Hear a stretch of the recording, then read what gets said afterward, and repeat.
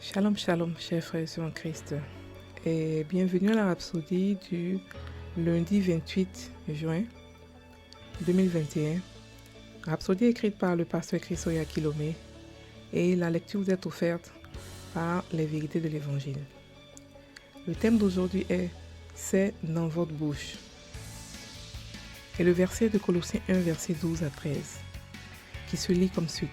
« Rendez grâce au Père, qui nous a délivrés de la puissance des ténèbres et nous a transportés dans le royaume du Fils de son amour. »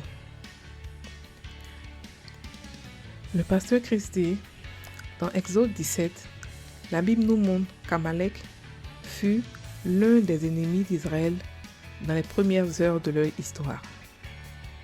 Alors Moïse dit à Josué, « Choisis-nous des hommes, sors et combat Amalek.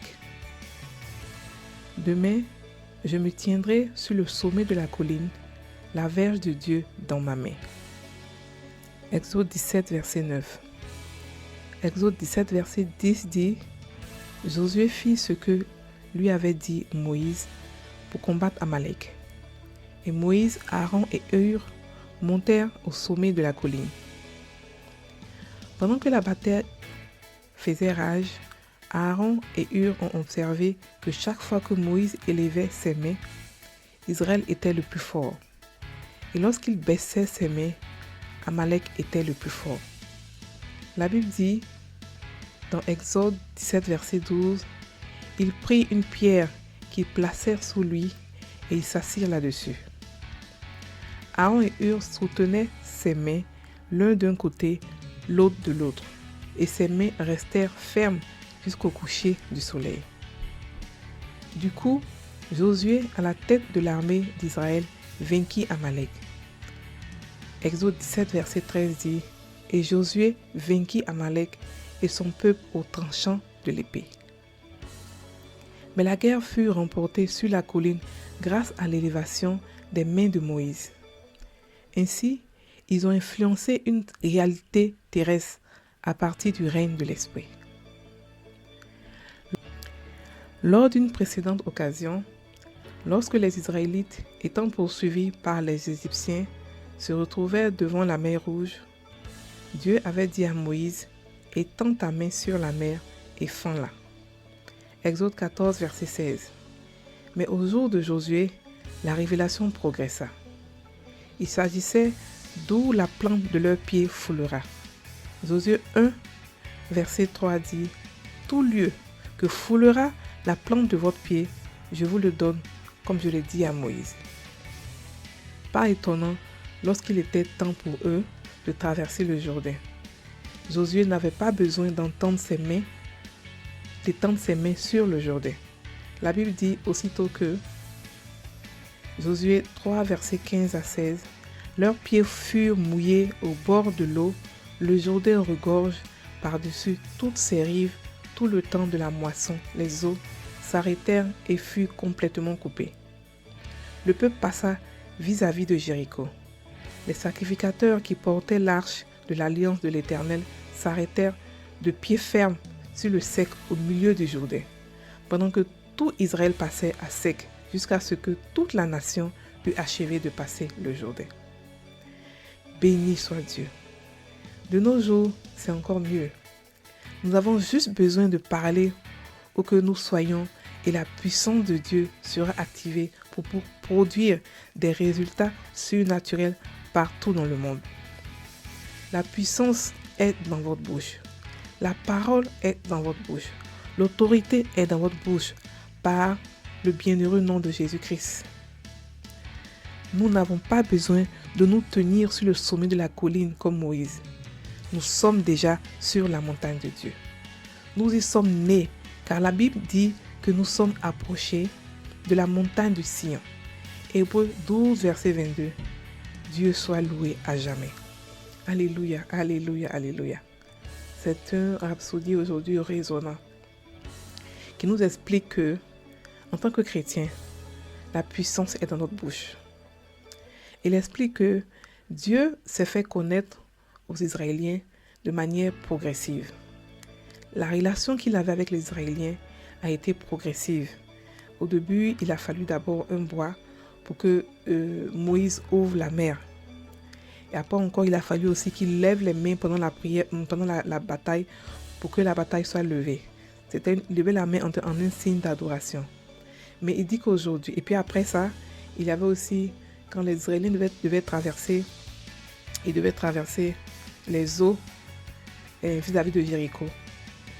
Et ils sont passés, quand leurs pieds furent mouillés, mouillés au bord de l'eau, le Jourdain se sécha. Et toutes les eaux furent complètement coupées. Donc le peuple passa à sec sur toute la nation, sur tout le fleuve. Il n'avait pas eu besoin d'élever la main, il n'avait pas besoin de la verge, il avait seulement besoin de mettre les pieds dans l'eau. Donc il explique que la connaissance de Dieu étant progressive, nous, à notre temps, nous avons une meilleure révélation de Dieu. Nous n'avons pas besoin d'aller sur la colline pour pleurer, pour prier, pour crier. Non. Ce dont nous avons besoin est en nous déjà. Nous sommes nés équipés et nous sommes nés aussi à Sion. Parce qu'il a dit que nous sommes rapprochés de la montagne de Sion. Hébreux 12, verset 22. Donc frères et sœurs, nous avons l'autorité dans la bouche. Chaque chrétien a une autorité, qu'il le sache ou pas, qu'il le veuille ou pas. Nous sommes nés avec l'autorité de Dieu, l'autorité de Jésus, du nom de Jésus, qui est un nom extrêmement puissant. J'invite chaque chrétien à faire des recherches sur ce nom, à étudier ce nom pour comprendre la puissance que se cache derrière ce nom. Parce qu'en tant que chrétien, nous utilisons ce nom sans vraiment comprendre la puissance de ce nom. La Bible dit faites tout au nom de Jésus. Tout, absolument tout. Manger, rire, prêcher, danser, sauter, guérir les malades, tout au nom de Jésus. Donc nous devons comprendre quelle est la puissance qui est derrière ce nom. Ce nom a beaucoup de facettes cachées. Ce nom a beaucoup, pas de mystère, mais ce nom a beaucoup de puissance. Dans ce nom seul, Dieu est caché dans ce nom. Dieu le Père, Dieu le Fils et Dieu le Saint-Esprit sont dans ce nom. Donc frères et sœurs, sachons quel est ce nom, comprenons ce nom, faisons des études et des méditations sur ce nom pour connaître le Réma, pour avoir la révélation de ce nom. Parce que nous avons l'autorité à cause de ce nom. Mais ce que le pasteur veut dire aujourd'hui, c'est que nous avons l'autorité dans la bouche. Nous avons l'autorité dans la bouche de parler, d'appeler les choses à l'existence, de chasser ce que nous ne voulons pas voir, de recréer notre monde. Et non seulement notre monde, mais le monde à côté, le monde où nous sommes. Nous sommes la solution à des problèmes. Nous devons recréer, nous devons aider, servir ce monde. C'est pour ça qu'on a été appelés. C'est pour ça qu'on a été sauvés. Pour montrer l'amour de Dieu à ce monde. Dieu ne peut pas montrer son amour comme ça sans nous. Il voudrait qu'il montre son amour parce que beaucoup de gens croient que c'est Dieu qui tue. Beaucoup de gens croient que c'est Dieu qui tout ce qui se passe autour c'est Dieu. Mais non, nous devons montrer que c'est pas Dieu qui tue. C'est pas parce que Job a dit et tu as donné, tu as repris. Non, c'est pas Dieu qui tue. C'est pas Dieu qui tue, frères et sœurs. Comprenez, connaissez ce Dieu-là. Cherchez à le connaître. La révélation avec lui est progressive, mais avec nous, il s'est tout donné. Il a fait de nous ses enfants, afin que nous puissions avoir en nous son amour, sa nature, pour connaître, pour comprendre qui est-ce qu'il est. Donc, frères et sœurs, sachez que vous êtes importants et que vous avez de l'autorité sur Satan et sur ce monde. Vous devez dominer ce monde. Pas en le contrôlant ou en l'agressant, mais dans l'amour. Nous dominons, nous, dans l'amour. Et nous devons aussi dominer sur Satan. Nous avons l'autorité sur toute sa puissance. Et rien ne peut nous nuire. Donc, frères et sœurs, prenez courage et sachez que vous avez l'autorité dans votre bouche. Ouvrez-la et parlez. Chassez ce que vous voulez. Créez votre monde. Chassez ce que vous voulez et créez ce que vous voulez voir. Vous avez l'autorité, vous avez le pouvoir. Non, maintenant, faites la confession. Répétez après moi. Avec ma bouche, je dirige ma vie dans la direction que Dieu a pour moi. Dans la prospérité,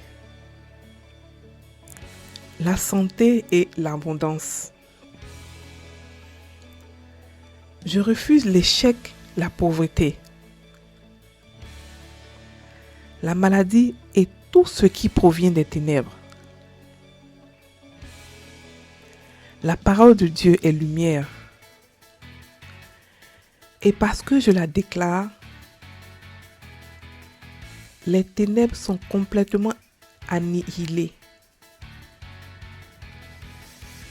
Mes victoires et ma vie triomphante en Christ